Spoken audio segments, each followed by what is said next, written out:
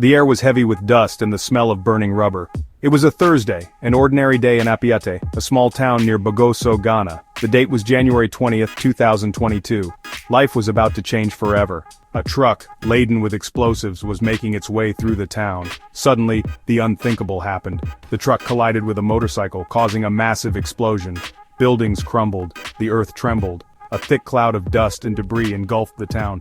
When the dust settled, a scene of utter devastation emerged. Homes were reduced to rubble, twisted metal and shattered glass littered the streets. The air was thick with smoke and the sound of sirens. The human cost was immense. At least 17 souls perished, scores were injured, many with life-altering injuries. Over 900 people were displaced.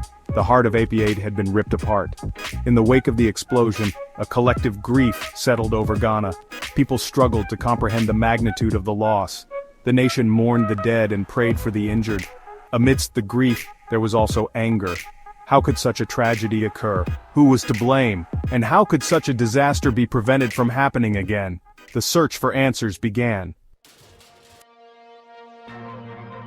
The government acted swiftly, commissioning an independent 3-member committee to investigate the cause of the explosion.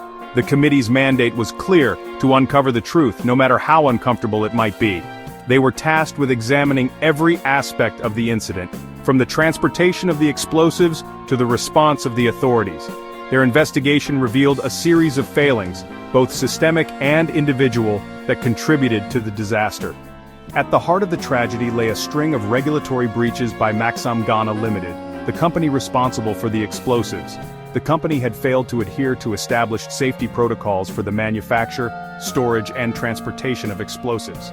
Their negligence had put lives at risk, with catastrophic consequences. The investigation also exposed a lack of public awareness about the dangers of transporting explosives. Residents of Apiate, like many others across Ghana, were unaware of the risks posed by the trucks that rumbled through their communities carrying hazardous materials.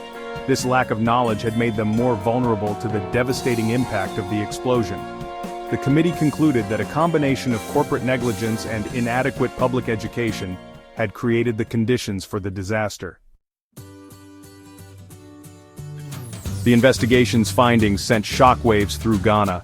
The government took swift action, fining Maxam Ghana Limited $6 million. The company's license was suspended pending a safety review. Recommendations were issued to prevent another tragedy. These focused on regulations, enforcement, and public awareness. Explosives transport now required strict oversight. A 2-vehicle escort with sirens became mandatory. A nationwide campaign raised awareness about explosives risks.